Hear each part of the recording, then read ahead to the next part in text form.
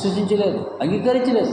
కానీ మనం ఈ యొక్క రాత్రి కాలంలో యేసుప్రభు రక్షకుడని, విమోచకుడిని మన హృదయాల్లో చేర్చుకున్నాం.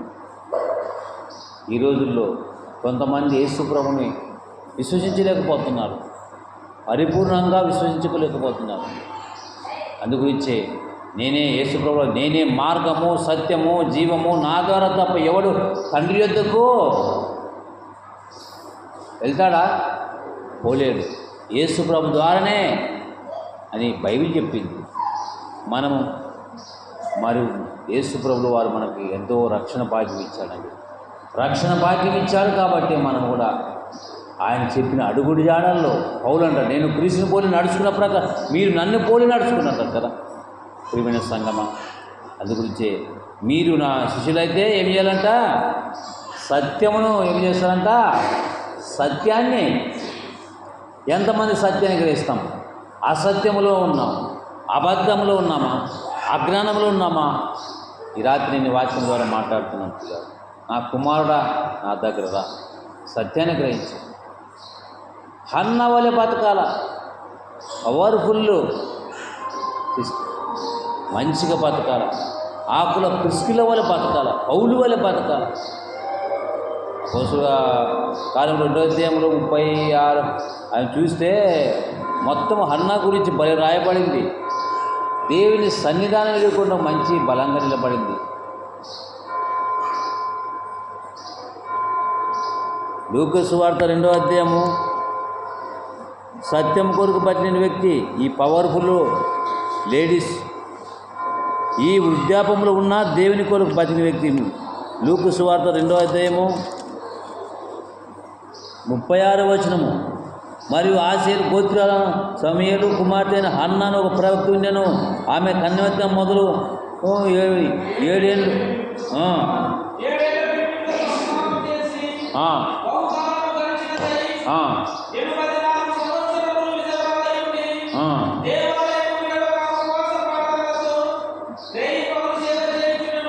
దేవునికి స్తోత్రం. ఎంత ప్రతిష్ట, సత్యమందు ప్రతిష్ట.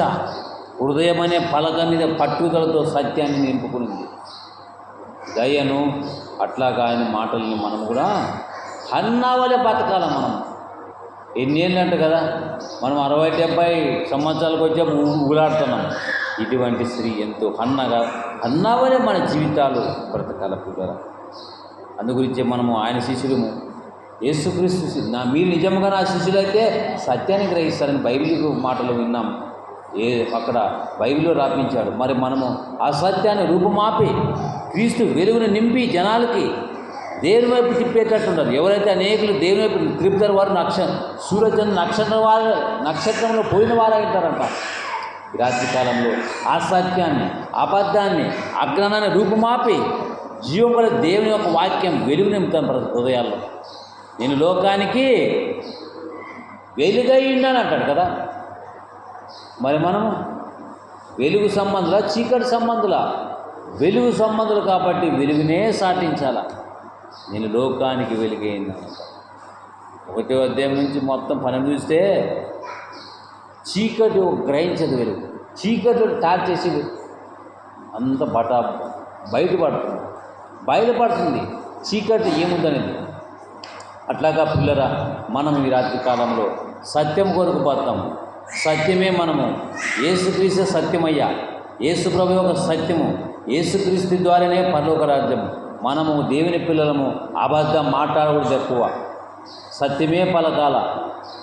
సత్యం కొరకు బతికిన మహనీయులు ఎందరో ఉండి ఈ యొక్క రాత్రి కాలంలో మనకి ఇచ్చినటువంటి గొప్ప అవకాశాన్ని బట్టి దేవుడు నిజముగా మీరు నా శిష్యులైతే ఏమి గ్రహిస్తారంట? సత్యాన్ని. అసత్యాన్ని ప్రకటించకూడదు, సత్యమే చెప్పాలా అని దేవుడు చెప్తున్నాడు. కాబట్టి మత్తయి సువార్త, మార్కు, లూకా, యోహాను సువార్తలో చాలా అద్భుతాలు, సూచక్రియలు ఎన్నో చేశాడు. సత్యం కలిగి బతికి ఆ ఇల్లు ఇస్తాడు. అసత్యంలో ఉండి నీకు ఆ రాజ్యం ఇవుడు వస్తాడు, తీసుకుంటాడు, పైకి పోతాడు. ఎప్పుడో తెలియదు. కాబట్టి మనం భయభక్తులుగా ఉండి బ్రతకాల. వ్యతిరేకమైన పని చేయరాదు. యూదులు యేసుప్రభుని అన్నారు, మేము అబ్రాహ్మ సంతానం, మాకు అంత తెలుసని నేను గొప్పలు చెప్పుకున్నారు, ఫెయిల్ అయిపోయినారు. తను తగ్గించుకుని బతకాలి. తగ్గించుకుంటారు, వారిని దేవుడు హెచ్చిస్తాడు. ఇలా దేవుడి సమయంలో మనకి ఇచ్చాడు. నేను నిజం చెప్పాను కానీ మీరు నా మాటలు గ్రహించుకున్నారు. చెప్పేవాడు లేకుంటే చెప్పుకోవచ్చు, చెప్పేవాడు ఉండి కూడా పోతామని నష్టపోతారండి. చాలా మంచిది కాదు అది. రూట్ మార్చుకొని భయభక్తులుగా ఉండాలి. బెల్లు బ్రేక్ ఉండదు. బెల్లు అంటే బెల్లు ఉండాలా, బ్రేక్ ఉండాలి. సైకిల్కి ఎట్లుంటుంది బెల్లు బ్రేకు, రెండు లేకుంటే కింద పడిపోతాం. భయము భక్తి అంటే బెల్లు అంటే ఒక టైం, బ్రేకు అంటే ఆగమన్నప్పుడు ఆగాల. ఇవన్నిటి మనిషికి ఉండాలా. భయభక్తులు కలిగే జీవితం క్రమశిక్షణ. మనిషికి జీవితం కంటే క్రమశిక్షణ చాలా విలువైన పిల్లరా. ఒక అన్న వలె బతకాల, ఒక యేసు వలె బతకాల. మనం సత్యం కొరకు బతుకుతాం. ఎప్పుడో ఈ లోకాన్ని ఎంటి కాల్చే తప్పదు కాబట్టి భయభక్తులుగా ఉందాం. సత్యము ఆ యొక్క సత్యము ఏమైతే బోధించిందో సత్యానికి న్యాయం చేస్తాం. దేవుడు తన మాటలను దీవించును కాక. ఆమేన్. ప్రార్థన చేస్తున్నామండి.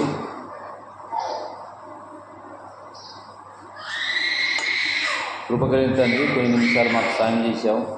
విత్తబడిన వాక్యం వృధా కాకుండా అందరి హృదయాలు ఫలించలాగున కార్యం జరిగించుకోమని పరిశుద్ధాత్మ దేవా మాకు సాయం చేసినందుకు వందనాలు. మరొకసారి నీవు మాకు వాక్యం ఇచ్చినందుకు నీకు కృతజ్ఞతాస్తులు చెల్లిస్తున్నాం. చెప్పిన మాటలు వేస్ట్ కాకుండా వారి మనసు దాచిపెట్టమని యేసయ్య నామములో అడుగుతున్నాం తండ్రి. ఆమేన్.